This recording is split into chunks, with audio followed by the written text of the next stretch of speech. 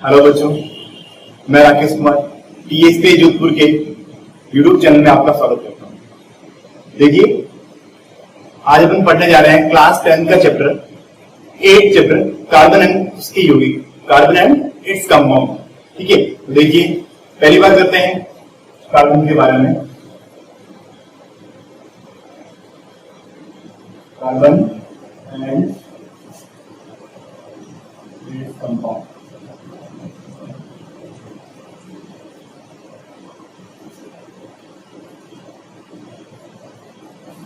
देखिए, कार्बन प्रकृति का एक ऐसा तत्व है, कार्बन प्रकृति का एक ऐसा तत्व है जिससे मैक्सिमम कंपाउंड्स बने हुए हैं, जिससे मैक्सिमम यौगिक बने हुए हैं। जैसे आज अगर अपने आसपास में बात करें, चाहे pen, pencil, board, duster, rubber, chair, कुर्सी, ये सब कुछ जो है, ये सब कुछ क्या है? कार्बन है। सब कुछ क्या है? कार्बन है। कार्बन से मिलकर बने। फिर कार्बन एक ऐसा तत्व है जिससे मैक्सिमम जो यौगिक है वो बने हुए हैं। प्रकृति में मैक्सिमम यौगिक किससे बने हैं? कार्बन से बने हुए हैं। तो देखिए, कार्बन के बारे में अपने को क्या क्या उदाहरण मिली थी। सबसे पहले एक वैज्ञानिक आए थे, बर्जीलियस। वैज्ञानिक आए थे बर्जीलियस।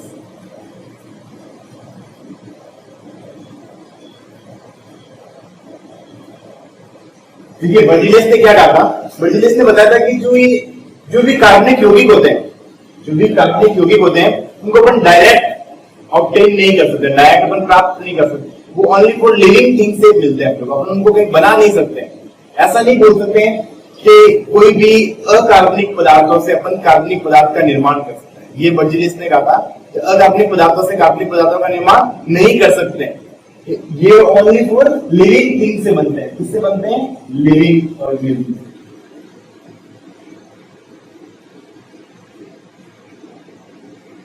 मतलब ओनली किससे बनते हैं? सजीवों से बनते हैं।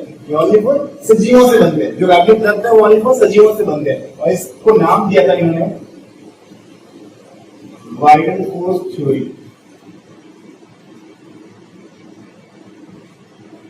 जैव शक्ति सिद्धांत। क्या नाम दिया था इन्होंने? जैव शक्ति सिद्धांत। लेकिन कुछ टाइम के पश्चात एक साइंटिस्ट आए थे, वॉलर।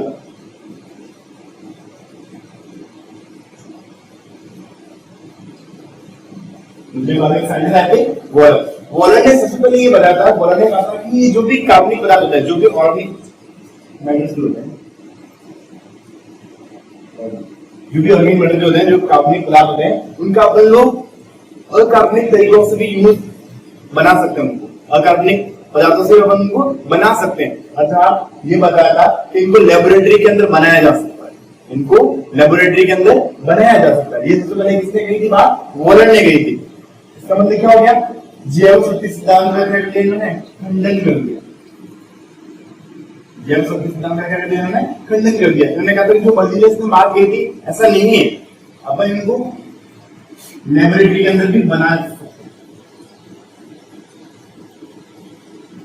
लेबोरेटरी के अंदर भी अपन इनको बना सकते हैं। कोई भी इनऑर्गेनिक सब्सटेंस से अपन इनको ऑर्गेनिक सब्सटेंस को बना सकते हैं।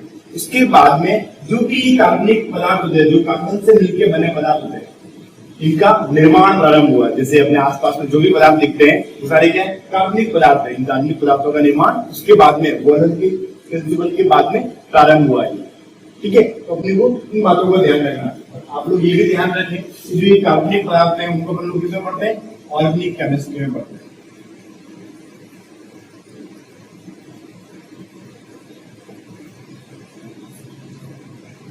ऑर्गेनिक केमिस्ट्री में पढ़ते हैं। और जो अकार्बनिक पदार्थ होते हैं उनको अपन लोग किसमें पढ़ते हैं?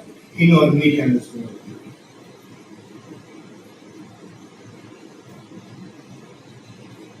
ठीक है, केमिस्ट्री के बहुत सारे पार्ट होते हैं। इसमें से आप लोगों के दो पार्ट जो मेनली है वो अभी बता रहा हूं, जैसे फिजिकल, एनालिटिकल। ठीक है, बहुत सारे पार्ट होते हैं उसके। ठीक है, तो इसमें आप लोगों को जो अपन कार्बन के बारे में पढ़ेंगे वो ऑर्गेनिक केमिस्ट्री है। ठीक है, बाकी जो अपन पढ़ते हैं वो इनऑर्गेनिक केमिस्ट्री। तो ये क्या हो गया? आप लोगों के बर्जीलियस और वॉलर ने अपने अपने प्रिंसिपल्स दिए थे। उन प्रिंसिपल्स के बारे में ये हो गया। बर्जीलियस ने क्या कहा था? वाइटल फोर्स थ्योरी कि जो भी कार्बनिक पदार्थ है उनको लिविंग ऑर्गेनिज्म से ही बना सकते हैं, लिविंग ऑर्गेनिज्म से अपन उनको प्राप्त कर सकते हैं। और वॉलर ने क्या किया था? वाइटल फोर्स थ्योरी का खंडन किया था। इन्होंने कहा था कि ऐसा नहीं होता है, ऑर्गेनिक पदार्थ को अपन लोग इनऑर्गेनिक सब्सटेंस से भी बना सकते हैं। ठीक है, और इनका लेबोरेटरी के अंदर बनाया जा सकता है। अब देखिए बोहर ने जो बात की थी इन्होंने प्रूव किया था, कैसे प्रूव किया था अभी डिस्कस करते हैं।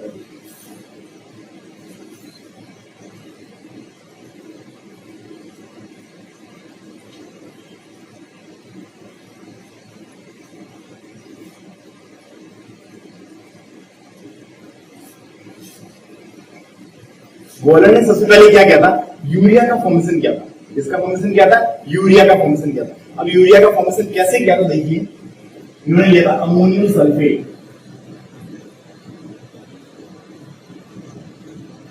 Plus potassium साइनेट,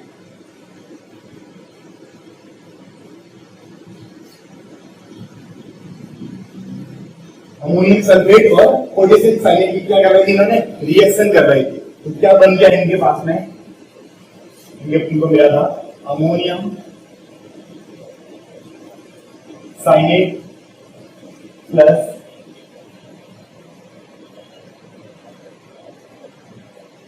potassium sulphate. तो क्या मिला, अमोनियम साइनेट और potassium sulphate.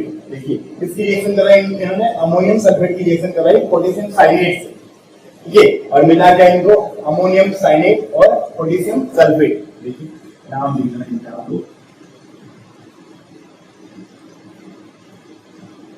Ammonium sulphate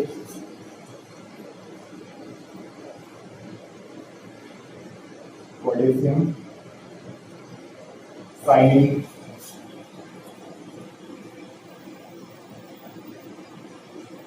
ammonium cyanate plus potassium sulphate, ठीक है। फिर इस अमोनियम साइनेट जो मिला है, ठीक है, इसमें क्या हुआ, रीअरेंजमेंट के द्वारा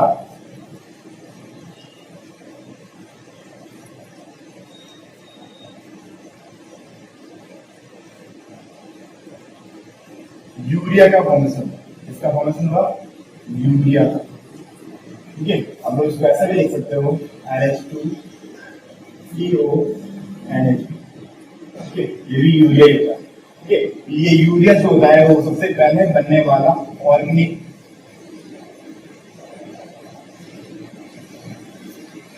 सब्सटेंस,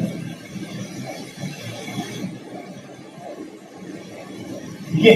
देख लीजिए आप एक बार रिएक्शंस को देख लीजिए, आप लोगों को ये लर्न रखना पड़ेगा कि कौन सा सब्सटेंस ऐसा है जो सबसे पहले लेबोरेटरी के अंदर बनाया गया था, कौन सा ऐसा ऑर्गेनिक सब्सटेंस है जो सबसे पहले लेबोरेटरी के अंदर बनाया गया था। तो अपन क्या कहेंगे, यूरिया। यूरिया को सबसे पहले लेबोरेटरी के अंदर बनाया गया था, ये कैसा है, फर्स्ट ऑर्गेनिक सब्सटेंस है जिसको लेबोरेटरी के अंदर बनाया गया था। तो एक बार देखिए,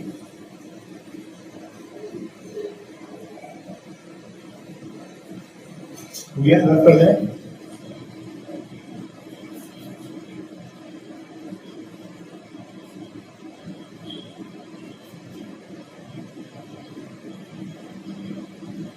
हाँ देखिए अब बात क्या बन लो, प्रॉपर्टीज ऑफ कार्बन।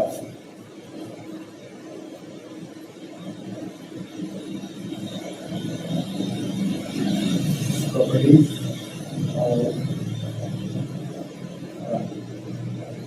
कार्बन के गुण, क्या पढ़ना आपने को, कार्बन के गुण। तो देखिए सबसे पहले अपन शुरुआत करते हैं, कार्बन का एटॉमिक नंबर कितना होता है, एटॉमिक नंबर क्या होता है, परमाणु क्रमांक कितना होता है इसका, 6 होता है। इसका परमाणु क्रमांक कितना होता है, 6 होता है। इलेक्ट्रॉनिक कॉन्फ़िगरेशन क्या होता है,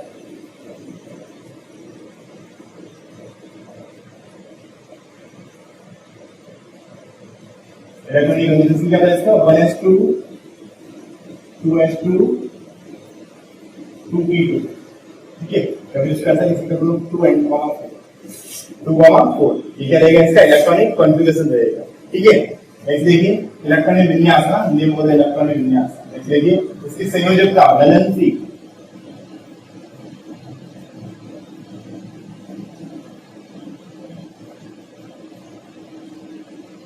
देखिए पी ब्लॉक में सेकंड नंबर पे आता है ना, पी ब्लॉक में सेकंड लाइन में आता है। इसका मतलब क्या हो गया, वैलेंसी प्लस माइनस 4 होगी। वैलेंसी क्या होती है, प्लस माइनस 4 होती है। वैलेंसी कहां से निकाली अपने, ये देखिए यहाँ पे आउटरमोस्ट है, बाह्यतम कोष पे कितने इलेक्ट्रॉन है, 4 इलेक्ट्रॉन। ठीक है, तो अपन क्या कहेंगे, या तो 4 को ले सकता है या 4 को ले सकता है, ठीक है, इसलिए इसकी वैलेंसी क्या जाएगी, प्लस माइनस 4 हो जाएगी। नेक्स्ट कार्बन जो होता है वो कार्बन के साथ बंध बनाकर एक सिंगल बंध का निर्माण करता है। कार्बन कार्बन के साथ सिंगल बंध का निर्माण करता है। कार्बन जो होता है ऑक्सीजन के साथ डबल बॉन्ड का भी निर्माण करता है। कार्बन जो होता है नाइट्रोजन के साथ में ट्रिपल बॉन्ड का भी निर्माण करता है। इसका मतलब क्या हो गया कि carbon single bond, double bond और ट्रिपल बॉन्ड तीनों बंधों का निर्माण करता है। तो यहाँ पे जो वैलेंसी जो छोड़ी हुई है वहां पर क्या है, कोई भी एक संयोजी ऊतक अपन लगा सकता है, एक संयोजी होगी कोई भी लगा सकता है, जैसे हाइड्रोजन है, क्लोरीन है, फ्लोरीन है, ऐसा अपन कोई भी लगा सकता है। नेक्स्ट देखिए, कार्बन की जो संरचना होती है वो समचतुष्फलकी होती है।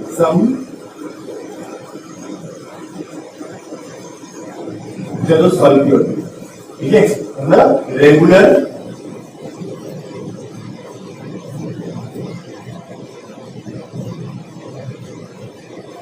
टेट्राहेड्रॉन, ठीक है, इस टाइप की इसकी संरचना होती है। कैसे देखिए, इधर देखिए, कार्बन ये हाइड्रोजन अटैच है ऊपर, इधर भी हाइड्रोजन अटैच है, इधर भी हाइड्रोजन अटैच है और यहाँ पर भी क्या हाइड्रोजन अटैच है। इनको अपन सारे सिरों को अपन मिलाएंगे तो इस टाइप की संरचना बनती है।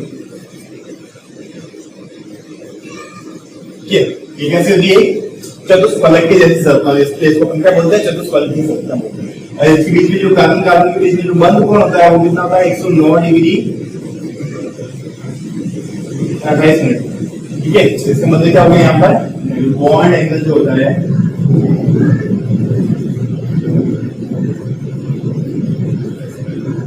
109 डिग्री 28 मिनट का होता है, 109 डिग्री एंड 28 मिनट का होता है, ठीक है। यहाँ पे क्लियर हो गया आप लोगों का। अब देखिए उसके बाद में क्या आता है कि जो ये कार्बन जो होते हैं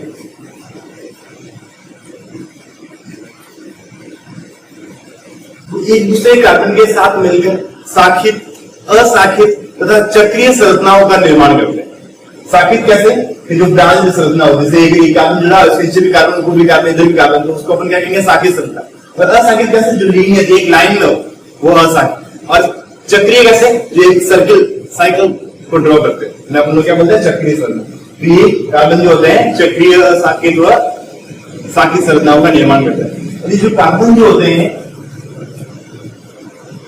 वो हाइड्रोजन के साथ रिएक्ट करके हाइड्रोकार्बन का फॉर्मेशन करते हैं। हाइड्रोकार्बन इसका फॉर्मेशन करता है, ये हाइड्रोकार्बन का फॉर्मेशन करते हैं, ठीक है। अब नेक्स्ट अपन पढ़ेंगे ये हाइड्रोकार्बन होते क्या है, ठीक है। फिर नेक्स्ट अपन पढ़ेंगे हाइड्रोकार्बन क्या होते हैं, देखिए।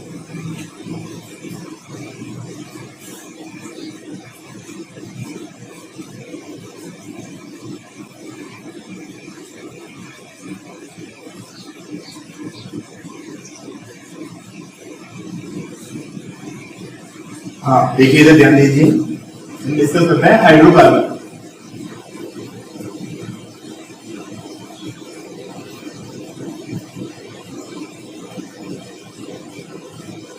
हिंदी में मैं बोल रहा हूँ तो आप लोग थोड़ा ध्यान रखें कि हाँ ऐसे नहीं सोचे आप लोग के सर तो सिर्फ इंग्लिश में लिख रहे हैं तो हम तो हिंदी मीडियम वाले कैसे पढ़ेंगे। तो हिंदी में मैक्सिमम जो वर्ड है मैं आप लोगों को हिंदी और इंग्लिश दोनों में बोल रहा हूँ, ठीक है। लेकिन लिखने का काम मैक्सिमम जो हो रहा है वो इंग्लिश में हो रहा है, इसलिए आप लोग थोड़ा ध्यान रखें। हाँ, जो बोलता हूँ तो दोनों लैंग्वेज में बोलता हूँ, लेकिन लिखते टाइम में मैक्सिमम इंग्लिश यूज हो रही है। तो आप लोग जैसे कोई ऐसा हार्ड वर्ड लगेगा उसको मैं हिंदी में लिख दूंगा साथ में, ठीक है। देखिए जो हाइड्रोकार्बन जो होते हैं वो मेनली कितने टाइप के होते हैं, 2 टाइप के। पहला अपन कैसे देखेंगे, ए साइक्लिक और दूसरा साइक्लिक। साइक्लिक मतलब चक्रीय, ए साइक्लिक मतलब अचक्रीय।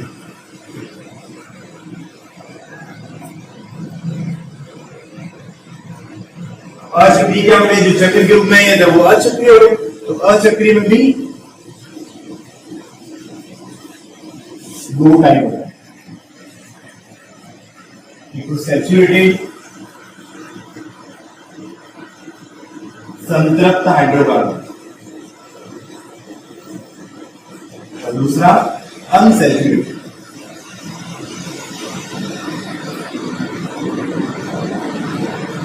असंतृप्त हाइड्रोकार्बन।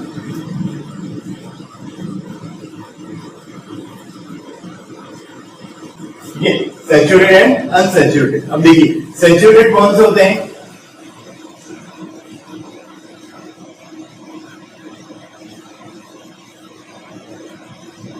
जो भी सिंगल बॉन्डेड होते हैं वो सारे कैसे होते हैं? सैचुरेटेड होते हैं। इसका मतलब एल्केन। क्या पढ़ेंगे इससे अपन लोग? एल्केन को पढ़ेंगे। एल्केन पढ़ सकते हैं,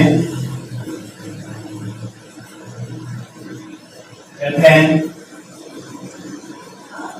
प्रोपेन, एग्जाम्पल लेंगे एल्केन के, ठीक है। और असंतृप्त अपन क्या पढ़ेंगे? एल्कीन। एग्जाम्पल क्या लेंगे? एथीन, प्रोपीन, ये इसके क्या हो जाएंगे? एग्जाम्पल हो जाएंगे। इसके साथ एक और पढ़ेंगे अपन एल्काइन। एग्जाम्पल क्या हो जाएंगे? Ethyne, propyne. ये अपन किसमें पढ़ रहे थे? अपन अचक्रीय में पढ़ रहे हैं। अचक्रीय में दो टाइप पढ़े अपन, सैचुरेटेड एंड अनसैचुरेटेड, संतृप्त एंड असंतृप्त। सिंगल बॉन्डेड जो एकल बंध वाले होते हैं वो एल्केन होते हैं। एल्केन के एग्जांपल क्या देंगे अपन? Ethane and propane. बहुत सारे एग्जांपल है, ठीक है। असंतृप्त में अपन एल्कीन पढ़ेंगे और एल्काइन पढ़ेंगे, ठीक है। अपन बात करते हैं चक्रीय की। चक्रीय भी दो टाइप के होते हैं। एक तो होते हैं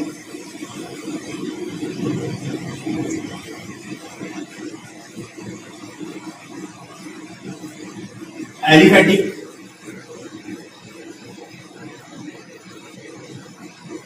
और दूसरे होते हैं एरोमेटिक। हिंदी में भी इनको ऐसे ही कहते हैं, एलिफैटिक एंड एरोमेटिक, ठीक है। तो एलिफैटिक क्या होते हैं? एलिफैटिक को अपन जलाएंगे तो बिना धुएं के जलेंगे,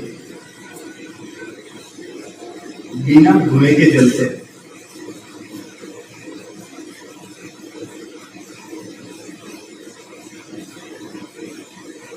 क्या होता है? ये बिना धुएं के जलते हैं। और ये जो होते हैं वो काले धुएं के साथ जलते हैं।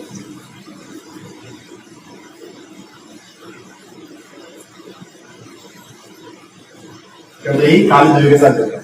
मतलब अपने ये बोल सकते हैं बर्न विथ सूटी फ्लेम, ठीक है। एग्जाम्पल क्या हो जाएगा इसका? साइक्लोहेक्सेन का एग्जाम्पल हो जाएगा इसका साइक्लोहेक्सेन। देखिए C6H12 साइक्लोहेक्सेन का स्ट्रक्चर बनाते हैं इसकी।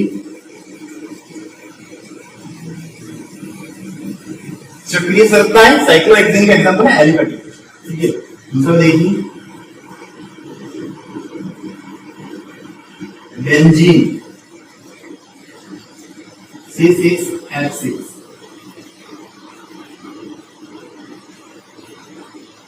चक्रीय संरचना है, बीच में गोला लगा हुआ है, इसका मतलब वो क्या हो गया? बेंजीन हो गया। अब यहाँ पर ये मतलब ध्यान रखें आप लोग कि इसकी संरचना के साथ में अगर ये जो भी कॉर्नर है वहां पर क्या है? कार्बन है। इसका मतलब क्या संरचना बनती है? ये C C C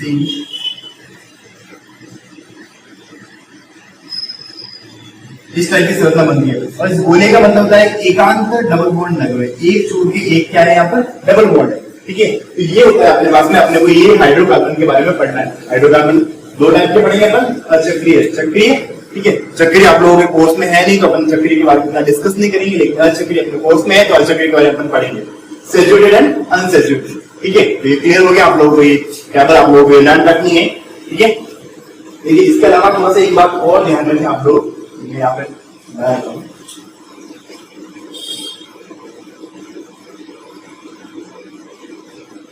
ये बोलते सिग्मा बॉन्ड, सिग्मा बॉन्ड, ठीक है। ये बोलते पाई बॉन्ड,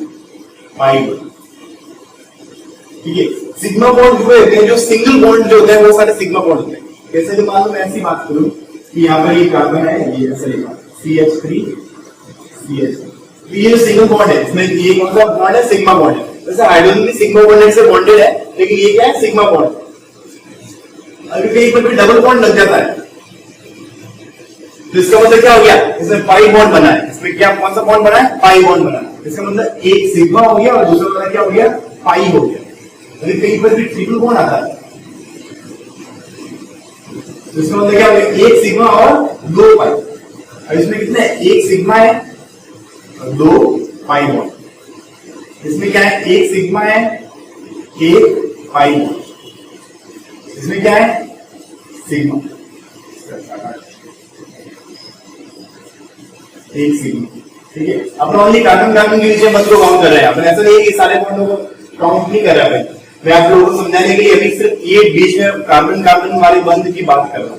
इसमें क्या, एक सिग्मा है, इसमें एक सिग्मा और एक पाई है, इसमें एक सिग्मा और दो पाई है, ठीक है। बाद में अपन डिस्कस करेंगे कि संरचना में कितने बॉन्ड होते हैं। जैसे कि मान लो बेंजीन को ले सकते हो, साइक्लोहेक्सेन को ले सकते हो, आप लोग प्रैक्टिस कर सकते हो घर पे। क्या, बेंजीन को लेके देखो कितने सिग्मा और कितने पाई है, साइक्लोहेक्सेन को लेके देखो कितने सिग्मा और कितने पाई है, ठीक है। आप लोग प्रैक्टिस करके आप लोगों को लगे, आप लोगों को आंसर अगर नहीं मिल पाता तो आप कमेंट बॉक्स में जाके आप टाइप कर सकते हैं, बता सकते हैं सर आंसर बताइए, ठीक है। अगर आपको आंसर मिल जाता है तो आप कमेंट बॉक्स में अपना आंसर दें।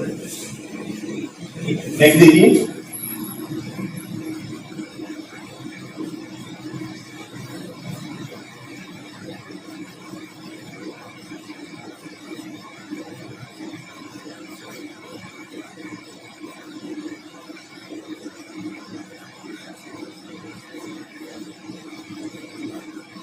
अपने पढ़ा है संकर्षण असंकर्षण, अपने क्या क्या पढ़ा है, एक पढ़ा है एल्केन, एक पढ़ा अपने एल्कीन और एक पढ़ा अपने एल्काइन, ठीक है।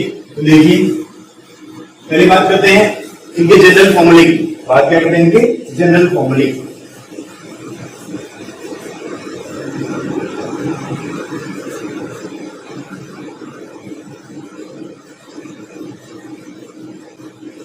जनरल फॉर्मूला क्या होता है, एल्केन का फॉर्मूला क्या होता है, CnH2n+2, CnH2n+2। एल्कीन का क्या होता है, CnH2n। एल्काइन का क्या होता है, CnH2n-, ठीक है। तो ये इनके फॉर्मूला है CnH2n+2, CnH2n-2। इसमें कौन सा बॉन्ड होता है, इक्वल सिंगल बॉन्ड। इसमें डबल बॉन्ड होता है, इसमें ट्रिपल बॉन्ड होता है। देखिए आप लोग कैसे ध्यान रखोगे, डबल बॉन्ड में डबल होता है, एन क्या है यहाँ पर, नंबर ऑफ कार्बन, एन क्या है यहाँ पर, नंबर ऑफ कार्बन, कार्बन की संख्या। तो डबल में डबल, एन का डबल क्या बने, तो डबल का डबल लगता है।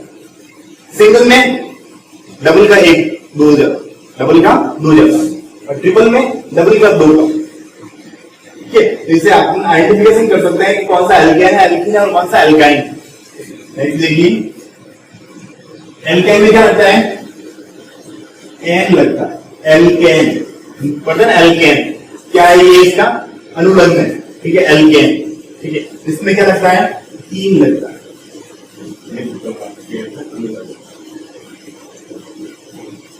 सफिक्स है इसका ना, सफिक्स। इसमें क्या लगता है, आइन लगता है, इसमें आइन लगता है। इनका जो कॉमन नेम है, इनका कॉमन नेम क्या होता है,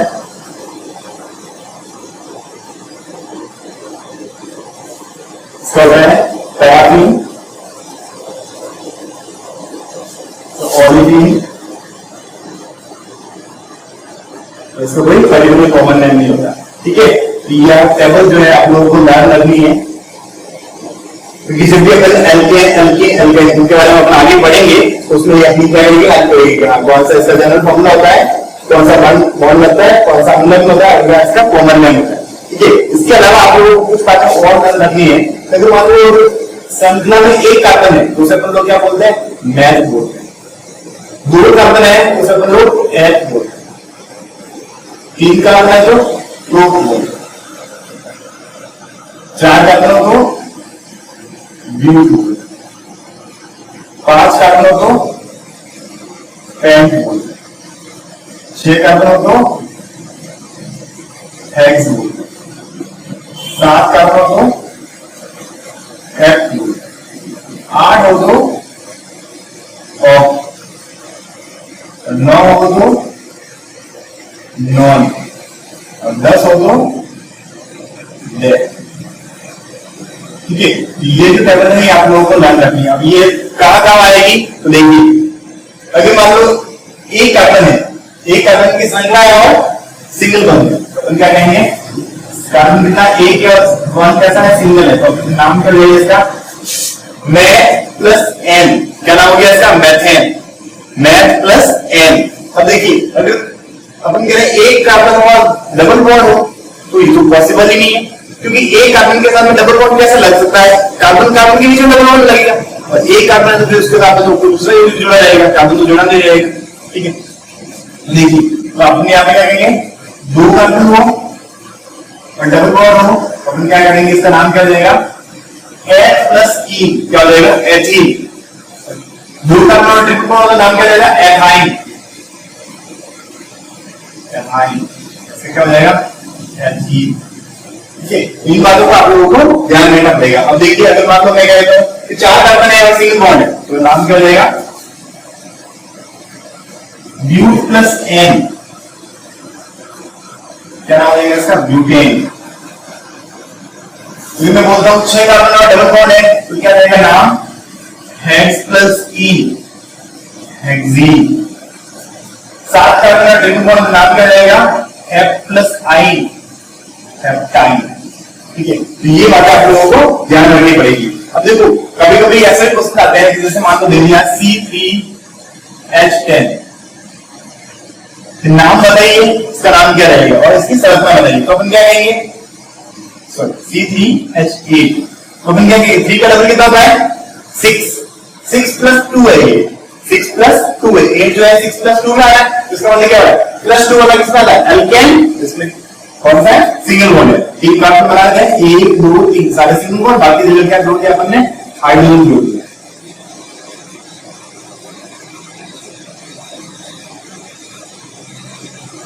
ये समझिए हाइड्रोजन जोड़ दिया। अब देखिए, काउंटिंग करने की जरूरत है, 1 2 3 4 5 6 7 8 हाइड्रोजन आए। अगर आपने संरचना से बनेगा तो 8 हाइड्रोजन आएंगे। नाम क्या होगा इसका, प्रो प्लस एन, क्या नाम हो जाएगा, प्रोपेन।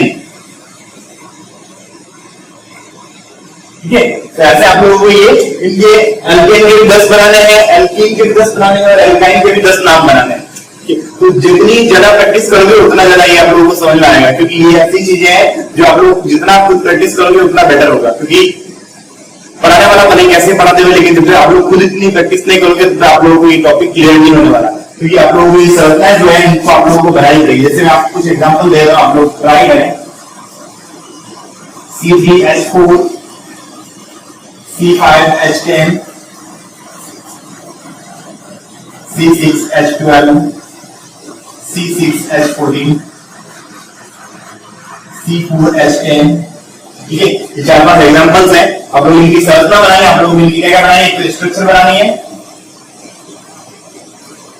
और इसके नाम लिखना।